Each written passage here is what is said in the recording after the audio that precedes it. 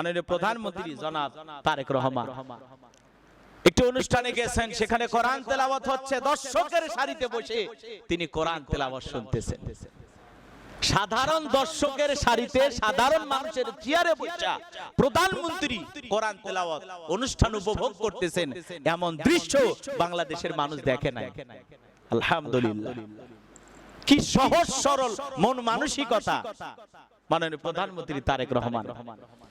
এরকম প্রধানমন্ত্রী বাংলাদেশে অতীতে কেউ দেখে নাই, যে একজন প্রধানমন্ত্রী হইয়া অনুষ্ঠানে নিচে দর্শক সারি চেয়ারেতে বৈশা আলেম ওলামাদের উপরে রাইখা নিজে দর্শক সারিতে বৈশা কোরআন তেলাওয়াত শুনতেছেন, অনুষ্ঠান উপভোগ করতেছেন। আল্লাহু আকবার, কি মন মানসিকতা তা।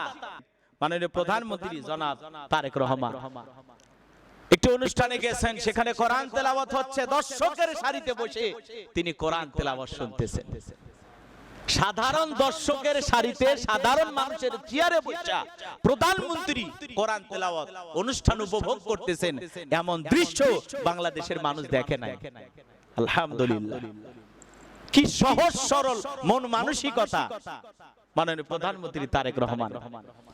এরকম প্রধানমন্ত্রী বাংলাদেশে অতীতে কেউ দেখে নাই, যে একজন প্রধানমন্ত্রী হইয়া অনুষ্ঠানে নিচে দর্শক সারি চেয়ারেতে বৈশা আলেম ওলামাদের উপরে রাইখা নিজে দর্শক সারিতে বৈশা কোরআন তেলাওয়াত শুনতেছেন, অনুষ্ঠান উপভোগ করতেছেন। আল্লাহু আকবার, কি মন মানসিকতা তা। দিলের ভিতরে কেমন আলেমদের প্রতি মহাব্বত, দরদ, ভালোবাসা। দর্শক সারিতে বৈশা কোরআন তেলাওয়াত শুনতেছে। কতটা সহজ সরল মনের মানুষ হইলে এই কাজ করতে পারে, একটা প্রধানমন্ত্রী হইয়া সাধারণ দর্শকের চেয়ারে বৈশা কোরআন তেলাওয়াত শুনতেছে। কি মন মানসিকতা। আল্লাহ যেন তার সম্মানকে আরো বাড়ায় দেন, সকলে বলুন আমিন। এরকম সাদামাটা থাকবেন, অহংকার নিয়ে চলবেন না। আপনার এই সাদামাটা চলাফেরা, আলেমদের প্রতি মহাব্বত, কোরআনের প্রতি এই দরদ ভালোবাসা দেখে আপনার জন্য আমাদের দোয়া আসে। এইভাবে আপনি চলবেন, এরকম একজন প্রধানমন্ত্রী আমরা চাই, যেভাবে আপনি চলতে থাকেন। যারা আল্লাহর প্রতি বিশ্বাস স্থাপন করবে, আল্লাহর প্রতি ঈমান আনবে। দুটি শর্ত দেওয়া হয়েছে। এক নাম্বার হলো ঈমান। ইন্নাল্লাযীনা আমানু, যারা আল্লাহর প্রতি ঈমান আনবে। আল্লাহর প্রতি ঈমান না আনলে আপনি মুমিন হতে পারবেন না। ঈমান খুবই গুরুত্বপূর্ণ একটি বিষয়। এই ঈমান আল্লাহ সবাইকে দেয় না। আল্লাহ কাউকে জোর করে ঈমানদার বানায় না। রাসূল আকরাম সাল্লাল্লাহু আলাইহি সাল্লামকে আল্লাহ বলেছেন, লাস্তা আলাইহিম বিমুসাইতির। নবী, আপনার কাজ মানুষকে উপদেশ দেয়া, কাউকে জোর করে দ্বীনের দিকে, ইসলামের দিকে আনার দরকার নেই। কাউকে জোর করে ঈমানদার বানানোর কোনো প্রয়োজন নাই। এজন্য আল্লাহ বলেন, লা ইকরাহা ফিদ্দীন। ধর্ম নিয়ে কোনো জবরদস্তি নাই, বাড়াবাড়ি নাই, জোরাজুরি নাই।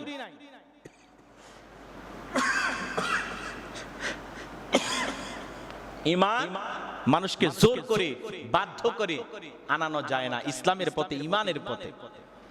এটা সদ ইচ্ছায় আসতে হয়, নিজের ইচ্ছায় আসতে হয়, নিজের আগ্রহ থেকে আসতে হয়। কথা বোঝেন নাই মনে হয়? জোর করে কি ঈমানদার বানানো যায়? জোর করে কি মুসলমান বানানো যায়? যায় না। অনেকেই মিথ্যা কথা রটায় যে ইসলাম আলারা জোর করে মুসলমান বানায়। অনেক আলেম নাকি জোর করে মুসলমান বানায়। নাউজুবিল্লাহ। কাউকে জোর করে ঈমানদার বানানো যায় না, কাউকে জোর করে ইসলামের পথে আনা যায় না। ঈমান হলো আল্লাহর দেয়া দান।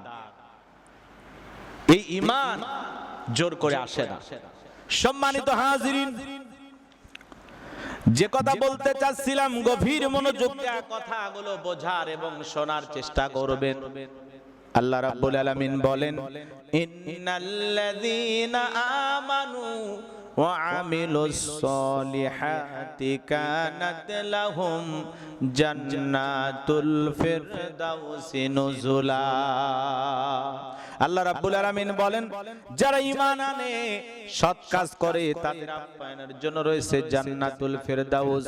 এরপরে আল্লাহ রাব্বুল আলামিন বলেন, খালিদিনা ফিহা লা ইয়াবগুনা আনহা হিওয়ালা।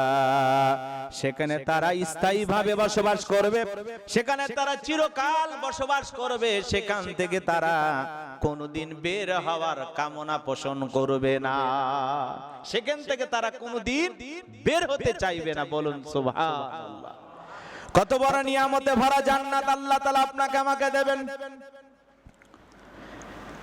যারা ঈমান আনবে, ঈমান আনা লাগবে, এক নাম্বার হলো ঈমান আনা লাগবে, এরপরে সৎ কাজ করা লাগবে, আমলে সলে করা লাগবে, উত্তম আমল করা লাগবে।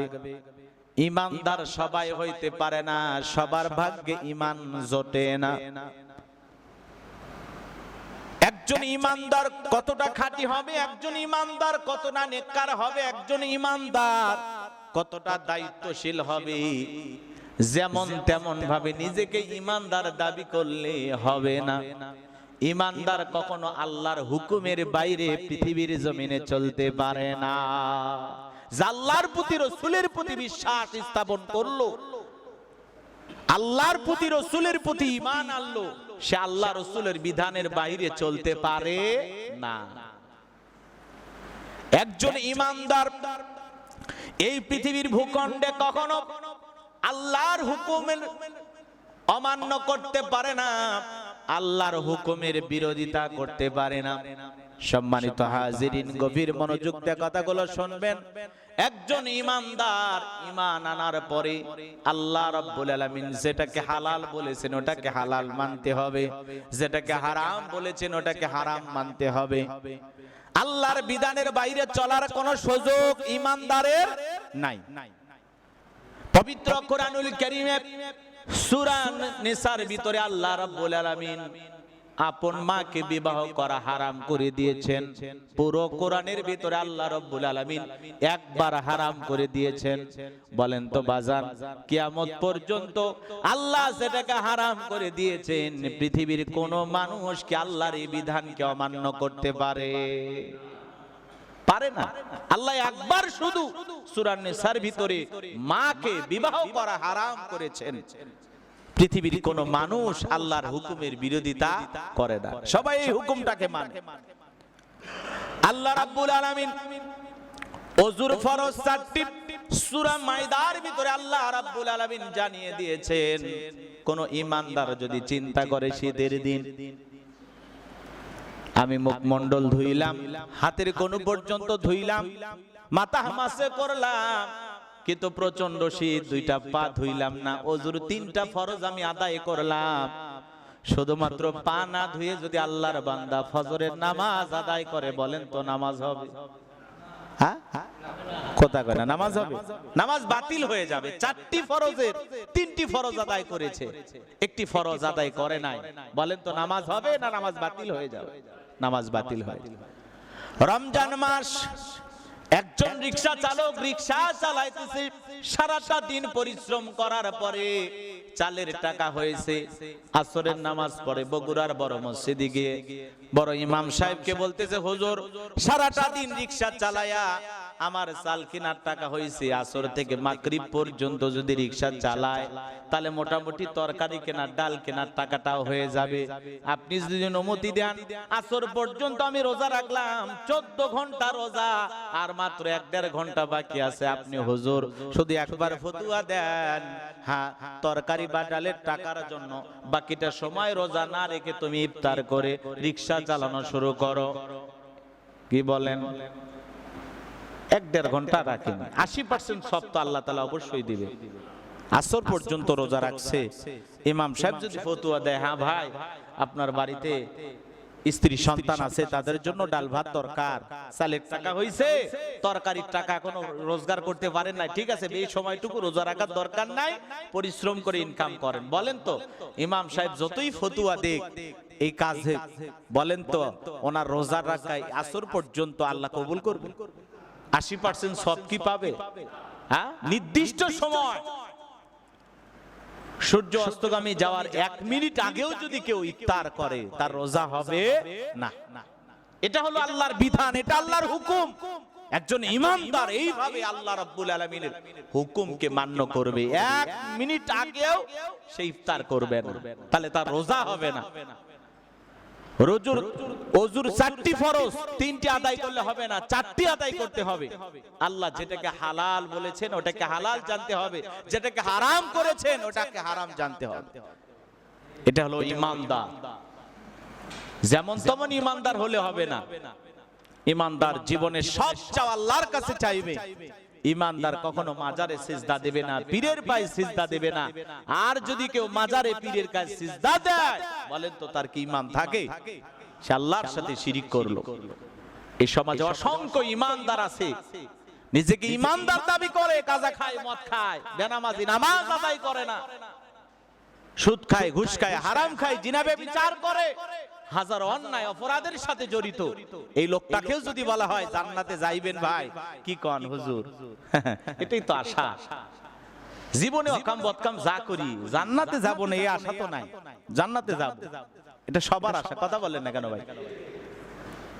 যারা নাস্তিকতা করে, বিরোধিতা করে আল্লাহর আইনের, এরাও কিন্তু অনেক সময় জান্নাতে যাওয়ার আশা করে। আপনারা জানেন,